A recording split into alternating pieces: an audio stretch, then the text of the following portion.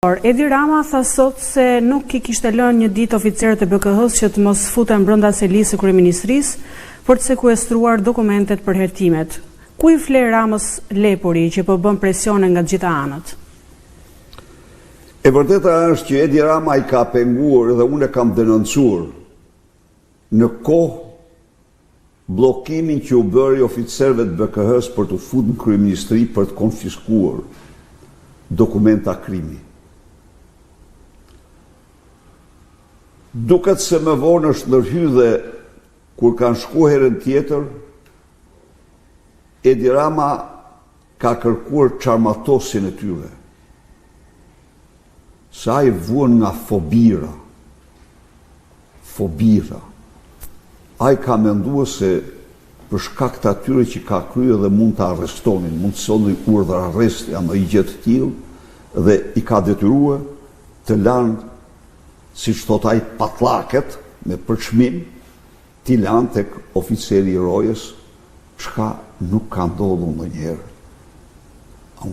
Po këto janë fobitë e Edi Ramës, sepse Edi Rama, në qoftë se Lubi Balluku është bërë qartë në tunelin e Llogaras se si ka vepruar me Ergys drejtorin e përgjithshëm të rrugëve për tendrin e tunelit Llogaras, Edi Rama është shumë më I lidhur në këtë aferë se sa Lubi Balluku. Edi Rama ka marrë Lubi Ballukun e ka çuar në Ankara. Në Ankara është Edi Rama që ka organizuar takimin me kompanitë të cilave ja u dha tendrin me Lubia me 50 milion euro në shumë. Kështu që Edi Rama në fakt, në të vërtet, përbron vetëm veten e tij. Por Edi Rama ka aferat të mërshme të tjera. Nuk është kopshti, ai që Arben Ahmeti e ka quajtur kopshti privat I Edi Ramës apo Akshi. Ai është një nga epicentrat më mafioze të korrupsionit, ku me regjistrime ku nati Edi Ramës ka fituar qindra milion, ku Geron Meçe është në regjistrim ku thuhet se bashkëshortja e Edi Ramës është implikuar në diktimin e fituesve të tendrave, ku janë grabit 2 biznismen. Njëri prej tyre është në Gjermani,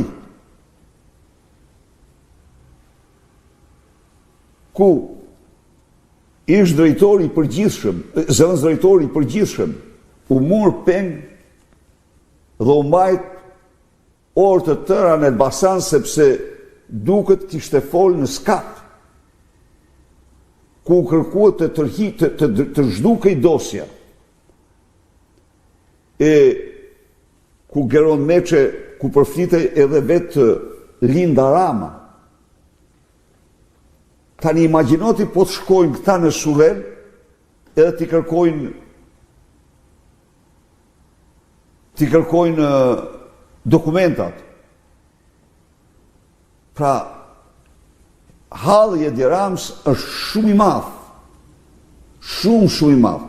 Ndaj dhe ai doli tani me të gjithë potencialet e tij, terrorin, frikën, parat, dhe mori licencë për të vazhduar vjedhjen me gjykatë. Mirdita Doktor Berisha, çfarë rrugë ligjore do ndiqni tani ndaj Lubi Ballukut si parti e grup parlamentar pasi gjykata kushtetuese e shokut Rama mori vendim sipas urdhrit të tij? Ditën e mirë. Rruga e vetme I dashur mik për Partinë Demokratike dhe për çdo shqiptar është rruga dhe vetëm rruga. Kjo është rruga e vetme ligjore. Mbasi gjykata kushtetuese mori pushtetet e gjykatës së apelit dhe gjykatës së lartë në diktatin e Edi Ramës dhe i hoqi asaj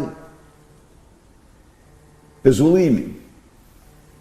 Mos ketë kush iluzion se një flet arrest, një mandat arresti nga Skapi për Lubi Ballukun do pranohet nga Edi Rama. Ai do hidhet poshtë siç u hodh mandatin ndërkombëtar i arrestit nga antimafia italiane për Sajnir Tahiri. Prokurori që kërkoi pezullimin në përputhje të plotë me ligjin dhe kushtetutën e vendit, në përputhje të plotë me praktikën europiane dhe botërore, të përsëritur shumë e shumë herë, e bëri atë mas të zbutur vetëm e vetëm i bindur se nuk lejon të arrestimin e Edi Rama. Tani Edi Rama firmosin gjykatën kushtetuese licencën për të vazhduar vjedhjet. Dhe nuk kemi më, i dashur mik, nuk kemi më të shtëpresim as nga gjykata, as nga prokuroria. Rruga dhe vetëm rruga është ligj, duhet të jetë ligji ynë, gjersa të shpëtojmë nga këta hajdut që zyrtarizuan me vendim gjykate vjedhjet dhe abuzimet si ligjësi në Shqipëri.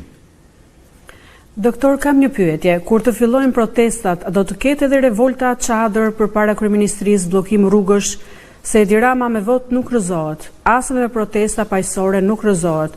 Si do të veproni sepse jemi lodhur, doktor? Ju lutem një përgjigje. E ke drejt shumë. 13 vite opozit janë topitse. Por prap, sot është kohë e misionarëve. E atyre që janë të vendosur të sakrifikojnë për idealet e tyre.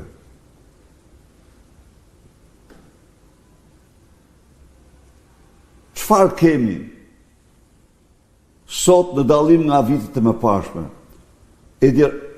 Zgjedhjet e vitit 2025 nuk janë zgjedhjet e para që i merr Edi Rama si farz. Jo. Ai ka marrë të gjitha zgjedhjet më pashme nga 2017 deri sot, po me farsë elektorale. Por kemi dallim të madh.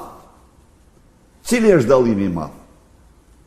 Dallimi i madh është se këto zgjedhje në ligjin kombëtar dhe ndërkombëtar janë farsë.